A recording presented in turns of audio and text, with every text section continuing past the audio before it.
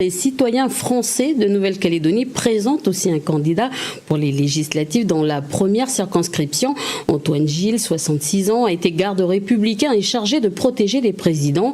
Et son suppléant, Stéphane Kiné, qui est aussi vice-président de l'Association des citoyens calédoniens de Nouvelle-Calédonie, donc qui a été créé en 2019 à l'époque, donc par rapport aux exclus du corps électoral spécial. Bonsoir Antoine Gilles. Bonsoir.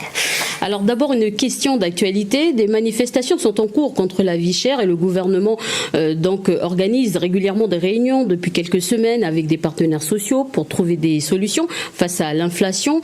Alors comme c'est une compétence pays, l'opposition accuse le gouvernement de rajouter des taxes. D'ailleurs, dans votre profession de foi, vous déclarez que le gouvernement est moins performant, mais le président du gouvernement pointe une accumulation de non-décisions par le passé. Alors si vous êtes élu à l'Assemblée nationale, que proposez-vous donc pour ce dossier et en plus de ce qu'organise le gouvernement en ce moment? Bon, tout d'abord, je tiens à apporter une petite correction au titre. La hausse des prix aujourd'hui n'est pas liée à une inflation. Donc il faut rappeler que l'inflation est liée à une hausse de la masse monétaire, qu'elle peut générer effectivement une inflation, mais là nous avons une hausse des prix qui est liée à une situation particulière en raison de la situation de guerre entre la Russie et l'Ukraine qui provoque un certain nombre de pénuries dont la Calédonie évidemment souffre, c'est évident. Mais on ne peut pas parler d'inflation à proprement parler.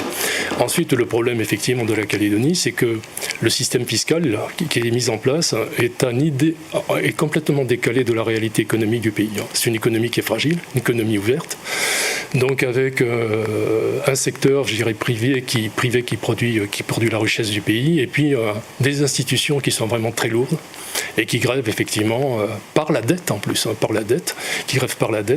le bon fonctionnement du pays. Donc j'entendais effectivement des syndicats intervenir. Alors il faut enlever ici pour mettre là. En fait, c'est des pièces de réparation sur une jambe de bois. On ne peut pas travailler comme ça.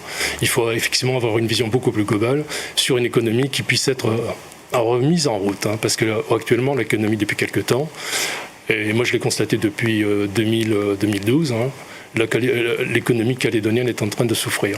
Alors concrètement, c'est quoi les propositions ? Concrètement, les propositions, ça passe souvent pour le gasoil. Il y a une proposition qui est simple, c'est-à-dire on fixe les prix du carburant à un prix raisonnable, c'est-à-dire un prix pour lequel les entreprises peuvent travailler correctement, et on met une taxe flottante.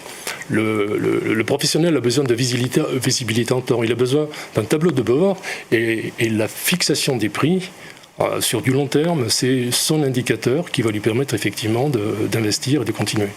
D'un instant moment, on masque des indicateurs, donc l'entrepreneur est dans le flou et il n'investira pas. Le problème est là. Alors, dans votre profession de foi également, vous proposez de retransférer à l'État quelques compétences qui sont mal gérées par le pays, comme l'enseignement primaire, la sécurité civile ou encore la santé. Ça, c'est votre constat. Et dans le projet que le pays devienne justement une région française d'outre-mer, ça, c'est votre projet également. Et vous vous projetez donc vers la sortie de l'accord de Nouméa, parce que pour l'instant, le point 5 du préambule de l'accord de Nouméa prévoit l'irréversibilité. Comment convaincre la population et les 570 élus de l'Assemblée nationale de revenir sur 30 ans de négociations avec l'État? Ce n'est pas une question de revenir, on ne revient pas en arrière, on va de l'avant. Donc la question du statut de la Nouvelle-Calédonie, c'est vraiment un problème dont il faudra effectivement trouver une solution, parce que les institutions actuellement telles qu'elles sont ne permettent pas à ce pays-là d'avancer au plan économique. Le pays est tiré vers le fond. Donc on alimente aujourd'hui le fonctionnement des institutions avec de la dette, il faut arrêter avec ça. Il faut que la Calédonie ait des institutions, comme par exemple une région. Donc l'avantage de la région, c'est que le pouvoir, disons, administratif est directement géré depuis Paris. Et puis ici, le Conseil régional aurait pour application de l'adapter en fonction des spécificités du pays. Quant au pouvoir législatif, ça passerait directement par les parlementaires qui feraient des propositions de loi qu'ils déposeraient donc au Parlement pour que le Parlement puisse les voter et les amender. éventuellement, et puis ensuite les appliquer sur le territoire. Donc le Congrès serait effectivement appelé à disparaître, le gouvernement aussi, puisque le pouvoir réglementaire donc, relèverait de la compétence du Conseil régional, les provinces resteraient, donc il resterait quand même à déterminer le périmètre de leur activité, et les communes aussi resteraient, les 33 communes. Et ça c'est un constat, donc quand vous êtes vivez dans une commune, vous apercevez qu'effectivement, la commune n'a pas tous les moyens pour régler tous les problèmes. Alors une dernière question rapidement, nous arrivons à la fin de cet entretien. Antoine Gilles, vous n'avez jamais été élu dans les institutions, mais plutôt dans le milieu associatif. Bon, vous me direz, ce n'est pas une raison, mais les loyalistes sont unis sans le Rassemblement Les Républicains. Les indépendantistes sont également ensemble pour ces élections. Comment vous démarquez dans ces élections ?